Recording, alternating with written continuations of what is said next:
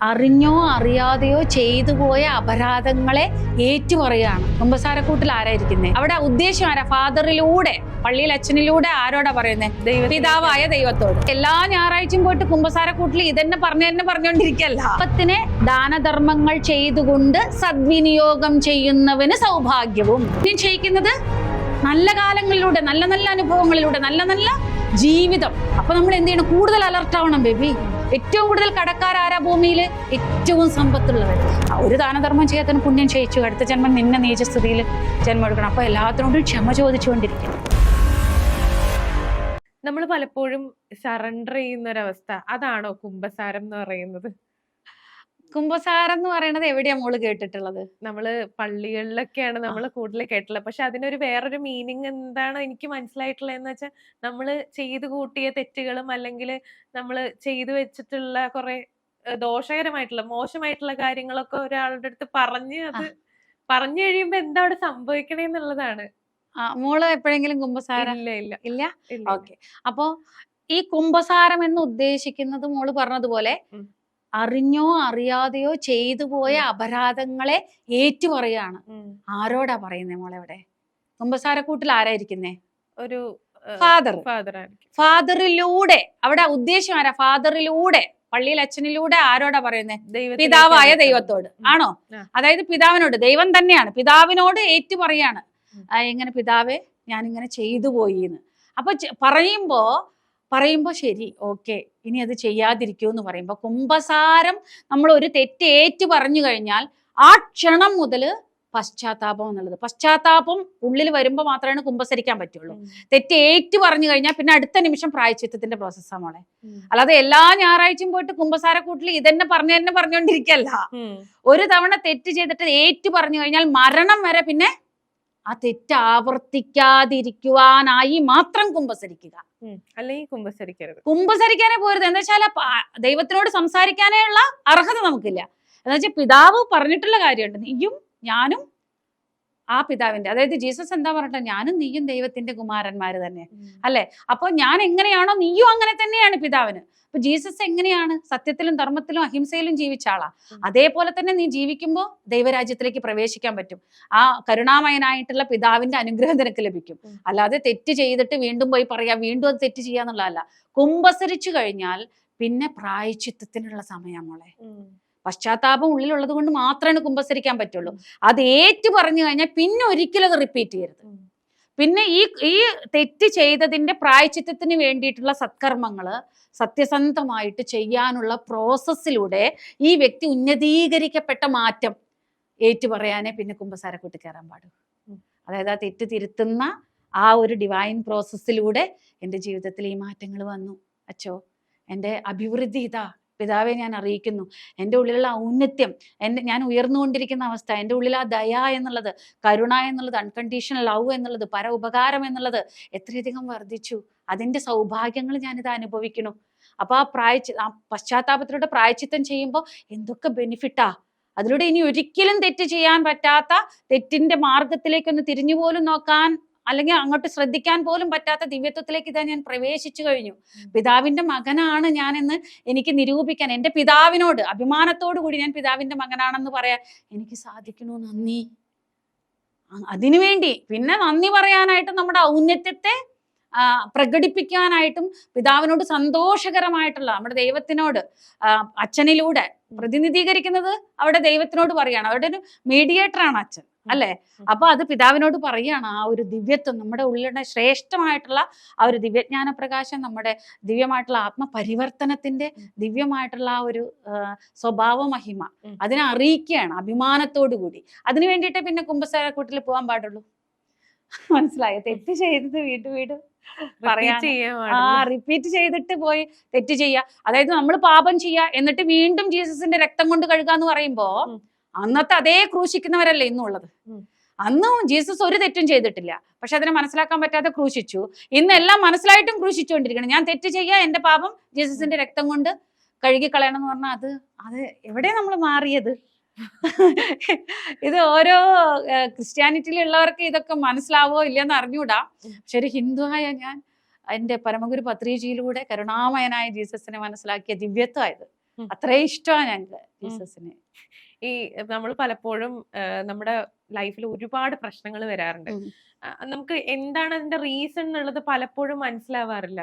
അല്ലെങ്കിൽ എന്തെങ്കിലും സാമ്പത്തികമായിട്ടുള്ള പ്രശ്നങ്ങളായിരിക്കാം, അല്ലെങ്കിൽ ഈ റിലേഷൻഷിപ്പിൽ ഉണ്ടാവുന്ന ഇഷ്യൂസ് ആയിരിക്കാം, ദാമ്പത്യ പ്രശ്നങ്ങളായിരിക്കാം, ഇതൊക്കെ ഉണ്ടാവാറുണ്ട്. പക്ഷെ ഇതിന്റെയൊക്കെ കാരണങ്ങൾ എന്താണെന്ന് നമുക്ക് ഒരു പ്രത്യേക റീസൺ ഉണ്ടാവും. പക്ഷെ ഇപ്പം റിലേഷൻഷിപ്പ് ഇഷ്യൂസിലൊക്കെ ആണെന്നുണ്ടെങ്കിൽ നമുക്കൊരു പർട്ടിക്കുലർ കാരണം പറയാൻ പറ്റുമായിരിക്കാം. ഇന്ന ഒരു അണ്ടർസ്റ്റാൻഡിങ് മിസ്റ്റേക്ക് കൊണ്ടാണെന്ന് പറയാൻ പറ്റുമായിരിക്കാം.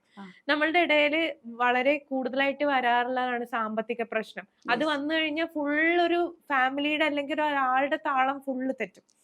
അതായത് ഭയങ്കര പ്രശ്നമായിരിക്കും, മൈൻഡ് കോൺസെൻട്രേറ്റ് ചെയ്യാൻ പറ്റില്ല. അപ്പോൾ ഇതൊക്കെ വരാനുള്ള കാരണം എന്താ? ഈ സാമ്പത്തിക പ്രശ്നങ്ങൾ കൂടുതൽ വരാനുള്ള ഒരു കാരണം എന്താ ഒരാളുടെ ലൈഫിൽ?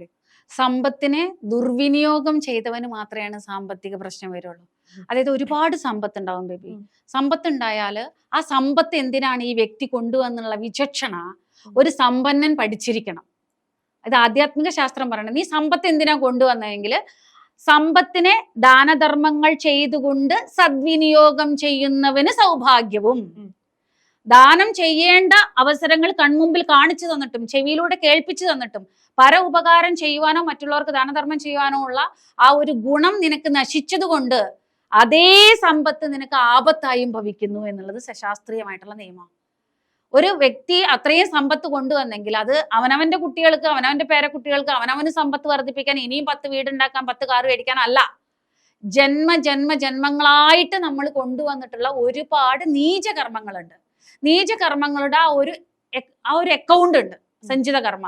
അതിനെ കംപ്ലീറ്റ് ആയിട്ട് ഡിലീറ്റ് ആയി. ഈ ജന്മത്തിൽ കൊണ്ടുവന്ന അക്കൗണ്ട് അതിന് നമുക്ക് ഫ്രീ വില്ലിനനുസരിച്ചിട്ട്, അതായത് നമ്മൾ അവിടെ എനിക്ക് ഇത്ര പണം വേണം, ഇത്രയും സമ്പത്ത് വേണം, ഇത്രയും അധികാരം വേണം, ഈ പദവിയിൽ ഇരിക്കണം, ഇത്രയും ഉദ്യോഗം വേണം, ഇതിന് ഇത്രയും ശമ്പളം വേണം, ഇതിന് ഇത്രയും പെൻഷൻ വേണമെന്ന് നമ്മൾ ഡിസൈൻ ചെയ്യുന്നതിനനുസരിച്ച് നമ്മുടെ സ്വന്തം ഇഷ്ടപ്രകാരമാണ് നമുക്ക് കിട്ടുന്ന. ഓക്കെ, എന്താ വെച്ചാൽ ഈ സമ്പത്ത് കൊണ്ട് ഇത്രയും ജന്മങ്ങളിലെ കടങ്ങൾ, മറ്റുള്ളവർക്ക് ഉപകാരം ചെയ്യാതെ മറ്റുള്ളവരുടെ തട്ടിപ്പറിച്ചത്, മറ്റുള്ളവർക്ക് സമ്പത്ത് എൻ്റെ കൺമുമ്പിൽ ഉണ്ടായിട്ടും അവർ ഒരുപാട് നരകയാതനകൾ അനുഭവിക്കുമ്പോൾ അവർക്ക് കൊടുക്കാതിരുന്നത്, ഇതൊക്കെ ഞാൻ എൻ്റെ കൺമുമ്പിൽ കണ്ടവർക്ക്, ചെവിയിൽ കേട്ടവർക്കൊക്കെ ഞാൻ സഹായം ചെയ്തോളാം. ഈ അധികാരത്തിലിരുന്ന് അവർക്കൊക്കെ, ഈ പദവിയിലിരുന്ന് ഞാൻ അവർക്കൊക്കെ സഹായം ചെയ്തോളാം. ഇത്രയും സമ്പത്ത് ഉണ്ടാവുമ്പോൾ ദാനധർമ്മങ്ങൾ ചെയ്തോളാം. വീടില്ലാത്തവർക്ക് വീട്, മരുന്ന് ആവശ്യമുള്ളവർക്ക്, ചികിത്സ ആവശ്യമുള്ളവർക്ക്, അന്നം ആവശ്യമുള്ളവർക്ക്, വസ്ത്രം ആവശ്യമുള്ളവർക്ക്, പഠിപ്പ് ആവശ്യമുള്ളവർക്ക്, ഏത് വിധത്തിലുള്ള സഹായമാണ് എൻ്റെ ധനം കൊണ്ട് ഞാൻ അവർക്ക് ചെയ്തു കൊടുത്ത് ജന്മജന്മങ്ങളായിട്ടുള്ള കർമ്മ കണക്ക് ഞാൻ വീട്ടിക്കോളാം എന്നുള്ള ഒരു ഡിവൈൻ നമ്മുടെ കമ്മിറ്റ്മെന്റിനനുസരിച്ചാണ്, ഫ്രീ വില്ലിനനുസരിച്ച് നമുക്ക് ആ സമ്പത്ത് കൊണ്ടുവന്നിട്ടുള്ളത്. ഇതിനെ എത്ര നമ്മൾ അവിടുന്ന് ഈ ഭൂമിയിൽ വന്നു കഴിഞ്ഞാൽ പിന്നെ നമുക്ക് ഇതൊന്നും ഓർമ്മയുണ്ടാവില്ല മോളെ. ആധ്യാത്മിക ശാസ്ത്രം പറയുന്നത് തന്നെ നമ്മുടെ സമ്പത്തിന്റെ 90% നമ്മുടേതല്ലാന്നാ. 90% നമ്മൾ സദ്വിനിയോഗം ചെയ്യേണ്ടത് ദാനധർമ്മങ്ങൾക്ക് വേണ്ടി, സത്കാര്യങ്ങൾക്ക് വേണ്ടി, സത്പ്രവർത്തനങ്ങൾക്ക് വേണ്ടി, ഒരുപാട് വിശ്വമംഗളകരമായിട്ടുള്ള കാര്യങ്ങൾ, പൊതുജനസേവ അല്ലെങ്കിൽ എവിടെ എന്താണ് ആവശ്യം അതിനു വേണ്ടിയിട്ട് ആ സമ്പത്തിനെ വിനിയോഗിക്കണം എന്ന നിയമം. പക്ഷെ ഇതിനെ തിരിച്ചെഴുതിപ്പിച്ചു ആചാര്യന്മാര്, പണ്ഡിതന്മാര്, ജനങ്ങള്, പണക്കാര് സമ്മതിക്കാതെ കാലഘട്ടങ്ങളായിട്ട്. 10% നിന്റേതല്ല. അത് ഞാൻ ചോദിക്കാൻ ഉദ്ദേശിച്ചത് എന്താ വെച്ചാല്, ഇപ്പൊ ദുഷ്ടന്മാരെ ദൈവം പന പോലെ വളർത്തുന്നൊക്കെ നമ്മൾ ഇങ്ങനെ പഴഞ്ചൊല്ലു പോലെ കേട്ടിട്ടുണ്ട്. അതായത് അവരുടെ കയ്യിൽ കുറെ പൈസ ഉണ്ടാവും, പക്ഷെ ദാനങ്ങളോ അങ്ങനെയുള്ള കാര്യങ്ങളോ ഒന്നും അവര് പാവങ്ങളെ സഹായിക്കുന്നോ അങ്ങനെ ഒന്നും ചെയ്യലുണ്ടാവില്ല. പക്ഷെ അവർക്ക് ഇങ്ങനെ പൈസ വന്നോണ്ടേയിരിക്കും. പക്ഷെ ഒരു പോയിന്റ് എടുത്ത് തിരിച്ചു കഴിഞ്ഞു കഴിഞ്ഞാൽ ചിലപ്പോൾ സമാധാനം അവിടെ ഉണ്ടായിരിക്കില്ല. അതെ, എന്താ വെച്ചാൽ അവരുടെ ജീവിതത്തിൽ ഓൾറെഡി, ഞാൻ പറഞ്ഞില്ലേ മോളെ, ലാ ഓഫ് അട്രാക്ഷന്റെ കാര്യം അവർ ഓൾറെഡി ഡിസൈൻ ചെയ്ത് വന്നു. ഈ ജീവിതത്തിൽ എനിക്ക് സമ്പത്ത് വന്നുകൊണ്ടേയിരിക്കണം, എത്ര സമ്പത്ത് വരണം എന്നുള്ളത് പോലും നമ്മൾ പ്ലാൻ ചെയ്തിട്ടുണ്ട്. എത്ര എമൗണ്ട് ഓഫ് ആ ഒരു ധനം എനിക്ക് എത്ര വരണം എന്നുള്ളത്. എന്താ വെച്ചാൽ അത്രയും കർമ്മങ്ങൾ ക്ലിയർ ചെയ്യാൻ വേണ്ടിയിട്ട് നമ്മൾ കൊണ്ടുവന്നിട്ടുണ്ടാവും. പക്ഷെ നമുക്കിത് അറിയില്ല. അതുകൊണ്ട് തന്നെ ദുഷ്ടത്തര, അതായത് ഇവന്റെ ബുദ്ധി നശിച്ചു പോയി. ഇവനറിയില്ല ഇത് സത്കർമ്മങ്ങൾ ചെയ്യണം. ബുദ്ധി സമ്മതിക്കില്ല, പരിസ്ഥിതികൾ സമ്മതിക്കില്ല, കുടുംബത്തിലുള്ളവർ സമ്മതിക്കില്ല, മായയിൽ പെട്ടിട്ട് മറന്നുപോയി. പൂർവ്വ ജന്മജന്മങ്ങളായിട്ട് ഇവൻ ഏത് സംസ്കാരത്തിലാണ് വന്നതെങ്കിൽ ആ വാസന ഉണ്ടായിരിക്കുക. ഈ ജന്മത്തിൽ കൊണ്ടുവന്നു, ഞാൻ ഇത്രയും ജന്മങ്ങൾ ഞാൻ സദ്വിനിയോഗം ചെയ്തില്ല, ഞാൻ ഈ ജന്മത്തിൽ സമ്പത്തിനെ സദ്വിനിയോഗം ചെയ്തോളാം, കർമ്മങ്ങളെല്ലാം പ്രക്ഷാളനം ചെയ്തോളാം എന്ന് പറഞ്ഞിട്ട് കൊണ്ടുവന്നു. പക്ഷെ ഏത് വാസന ഇവനെ ഭരിക്കുന്നതെന്ന് അറിയാം മോളെ?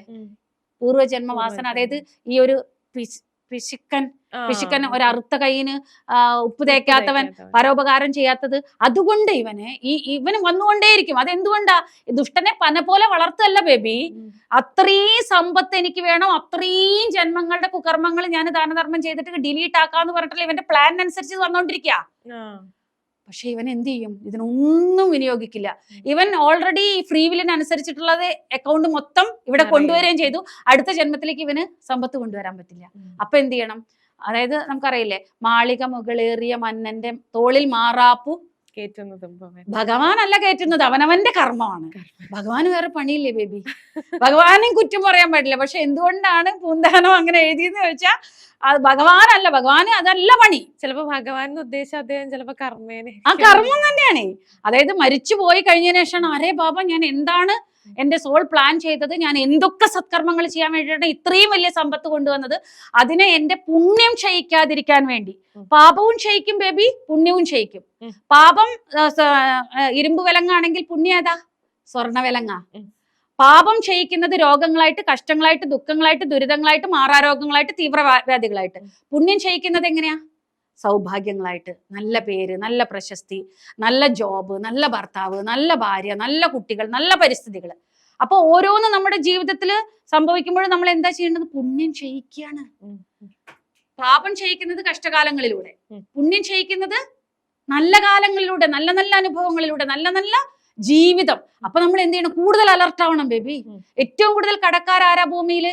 ഏറ്റവും സമ്പത്തുള്ളവര്, ഏറ്റവും പേര്, നെയിമ്, ഫെയിം, പ്രശസ്തി, പേര്, അധികാരം, പദവി ഇതിലുള്ളവരെ ഏറ്റവും കൂടുതൽ ഭൂമിയിലെ കടം വീട്ടാനായിട്ടാണ് അധികാരത്തെ. ഈ അധികാരത്തിൽ ഇരുന്നുകൊണ്ട് ഞാൻ സേവ ചെയ്യാം, ഈ പദവിയിൽ ഇരിക്കുമ്പോൾ എൻ്റെ പേര് ഞാൻ പറഞ്ഞാൽ അല്ലെങ്കിൽ എൻ്റെ വാക്കിന് അത്രയും വാല്യൂ ഉണ്ടാവും, അപ്പൊ എല്ലാവർക്കും സേവ ചെയ്യാം. ഇത്രയും പണം ഞാൻ സമ്പാദിച്ചു കഴിഞ്ഞാൽ പേരും പ്രശസ്തിയും കൊണ്ട് സിനിമയിലൊക്കെ നടിച്ചിട്ടോ അല്ലെങ്കിൽ വേറെ, അപ്പൊ അത്രയും എനിക്ക് സേവ ചെയ്യാൻ പറ്റും. മനസ്സിലായോ? ഏറ്റവും കൂടുതൽ പണവും പ്രശസ്തിയും പേരും ഉള്ളവരാണ് ഏറ്റവും കൂടുതൽ ഭൂമിയിലെ കടക്കാര്. കടം വീട്ടാനായിട്ടാ. പക്ഷെ മായയിൽ പെട്ടിട്ട് മറന്നുപോകും. അവരുടെ പുണ്യം എല്ലാം ക്ഷയിക്കും മോളെ. പുണ്യം ക്ഷയിക്കാതിരിക്കണമെങ്കിൽ എന്ത് ചെയ്യണം? സമ്പത്ത് വരുംതോറും അതിലെ 90% കൊടുത്തില്ലെങ്കിലും 10%, അതായത് ആപത്ത് വരാതെ കംപ്ലീറ്റ് നിനക്ക് ഫൈനാൻഷ്യൽ ഇഷ്യൂസ് വരും ജന്മങ്ങളിൽ നിന്നെ ദുഃഖ ദുരിതത്തിലാക്കി പീഡിച്ച് നിന്നെ ഒന്നിനും പറ്റാതെ, പൈസ ഇല്ലാതെ, ഒരാവശ്യങ്ങൾക്കും നടക്കാതെ, കടം കൊണ്ട് മൂടി, ആരുടെ സഹായം ലഭിക്കാതെ നമ്മൾ വരുന്ന ആപത്ത്, വരുന്ന ജന്മങ്ങളിൽ നേരിടേണ്ട ആപത്തുകളെ പോലും ഇല്ലാതാക്കാൻ 10% എങ്കിലും നിന്റെ ഉള്ളതിൽ മറ്റുള്ളവർക്ക് ദാനം ചെയ്ത് കഴിഞ്ഞാൽ ആ ദുരിതങ്ങൾ അനുഭവിക്കാതെ സമ്മിശ്രമായിട്ടുള്ള സുഖദുഃഖങ്ങൾ അനുഭവിക്കാൻ പറ്റും. അല്ലെങ്കിൽ ഈ കൊണ്ടുവന്നത് മുഴുവൻ നമ്മുടെ അക്കൗണ്ടിൽ നിന്ന് പോയില്ലേ? നമ്മൾ കൊണ്ടുവന്ന് വൃഥാ ചെയ്തില്ലേ മോളെ? അവനവന് വേണ്ടി എനിക്ക് ഇനിയും കൂടുതൽ എന്ന് പറഞ്ഞിട്ട് അതിനു വേണ്ടി വിനിയോഗിക്കും. എൻ്റെ മക്കൾക്ക്, എൻ്റെ പേരക്കുട്ടികൾക്ക്, എൻ്റെ കുടുംബത്തിന് എന്നുള്ളത് അല്ലേ? അപ്പൊ അതുകൊണ്ട് തന്നെ അത് നമുക്ക് അപകടം ഉണ്ടാക്കും. കൊണ്ടുവരാനുള്ളതെല്ലാം കൊണ്ടുവരികയും ചെയ്തു, അടുത്ത ജന്മത്തിലേക്ക് ബാക്കിയില്ലേ, ഇനി വൃഥാ ചെയ്തു. അപ്പൊ പിന്നെ ഇതിന്റെ ഒക്കെ ആപത്ത് ഇവരനുഭവിക്കേണ്ടി വരും. ദുരനുഭവങ്ങളായിട്ട്, ദുരന്തങ്ങളായിട്ട്. ഫൈനാൻഷ്യൽ ഇഷ്യൂസ് ഉള്ളവര് ചെയ്യേണ്ടത് ഒന്ന് മാത്രം, അതിന് എത്ര പൂജ ചെയ്തിട്ടും കാര്യമില്ല, ക്ഷമ ചോദിക്കുക. സമ്പത്തിനെ ദുർവിനിയോഗം ചെയ്തതിന്, സമ്പത്തിനെ അപമാനിച്ചതിന്, സമ്പത്ത് ആവശ്യമുള്ളവരുടെ കണ്ണീര് കണ്ടിട്ടും അലിയാത്ത ദുസ്ഥിതിക്ക്, അതേപോലെ സമ്പത്ത് ഉണ്ടായിട്ട് മറ്റുള്ളവർക്ക് ഉപകാരം ചെയ്യാൻ പറ്റാത്ത കുബുദ്ധിക്ക്, കുസംസ്കാരത്തിന്, ആ അറിവില്ലായ്മയ്ക്കൊക്കെ ക്ഷമ ചോദിച്ച് സമ്പത്തിനെ പോലും, സമ്പത്തിനോട് ക്ഷമ ചോദിക്കണം. സമ്പത്ത് നമുക്ക് കാണിച്ചു തന്ന ഒരുപാട് കാര്യങ്ങളുണ്ട്. പുണ്യം ക്ഷയിക്കാതിരിക്കാൻ വരും ജന്മങ്ങളിൽ പോലും ദിവ്യമായിട്ടുള്ള സമ്പത്തുള്ള ഉന്നത കുടുംബങ്ങളിൽ ജനിക്കാനുള്ളതടക്കം സമ്പത്ത് ദാനധർമ്മം കൂടുതൽ ചെയ്തവർക്കാണ് അത് കണ്ടിന്യൂ ആവുള്ളൂ, പുണ്യം ക്ഷയിക്കാതിരിക്കുള്ളൂ. ഒരു ദാനധർമ്മം ചെയ്യാത്തതിന് പുണ്യം ക്ഷയിച്ചു, അടുത്ത ജന്മം നിന്നെ നീചസ്ഥിതിയിൽ ജന്മം എടുക്കണം. അപ്പൊ എല്ലാത്തിനോടും ക്ഷമ ചോദിച്ചുകൊണ്ടിരിക്കുക. സമ്പത്തിനോട്, സമ്പത്ത് സദ്വിനിയോഗം ചെയ്യാൻ പറ്റാത്ത എല്ലാ പരിസ്ഥിതികളും കാണിച്ചു തന്നിട്ടും അത് ചെയ്യാൻ പറ്റാത്ത അവസ്ഥകളോടൊക്കെ ക്ഷമ ചോദിച്ചുകൊണ്ടേയിരിക്കുക. അല്ലാതെ വേറെ ഒരു മാർഗമില്ല മോളെ. ഫൈനാൻഷ്യൽ ഇഷ്യൂസ് വരാനുള്ള കാരണം സമ്പത്തിന് ദുർവിനിയോഗം ചെയ്തവര്, സമ്പത്തിനോട് അനാദരവ് കാണിച്ചവര്, ധൂർത്തിനും ആർഭാടത്തിനും വേണ്ടി, മറ്റുള്ളവരുടെ ഉപകാരങ്ങൾക്ക് വേണ്ടി വിനിയോഗിക്കാതെ, ആവശ്യങ്ങൾ കൺമുമ്പിൽ കണ്ടിട്ടും ചെയ്യാതെ, സ്വന്തം ധൂർത്തിന് വേണ്ടി, സ്വന്തം കുടുംബത്തിന്റെ വിനോദങ്ങൾക്ക് വേണ്ടി, ആർഭാടങ്ങൾക്ക് വേണ്ടി ദുർവിനിയോഗം ചെയ്തവരൊക്കെയാണ് ഫൈനാൻഷ്യൽ ഇഷ്യൂസ് വരും ജന്മങ്ങളിലും അനുഭവിക്കാൻ പോകുന്നു. ഈ ജന്മങ്ങളിൽ അനുഭവിക്കുന്ന പൂർവ്വജന്മം ചെയ്തതുമാണ്. ഓക്കെ, ഇത് ശരിക്കും പറഞ്ഞാൽ ഒരുപാട് പേരുടെ കണ്ണ് തുറപ്പിക്കുന്നുള്ളത് എനിക്ക് ഷുവറാണ്. ഇപ്പോ എനിക്കാണെങ്കിലും ഇത് പ്രേക്ഷകർക്കാണെങ്കിലും ഒരമ്മ കുട്ടികളോട് പറഞ്ഞു തരണ പോലെ മനസ്സിലായിട്ടുണ്ട് എല്ലാവർക്കും കാര്യങ്ങൾ. Thank you so much. ഒരുപാട് സന്തോഷം. Thank you.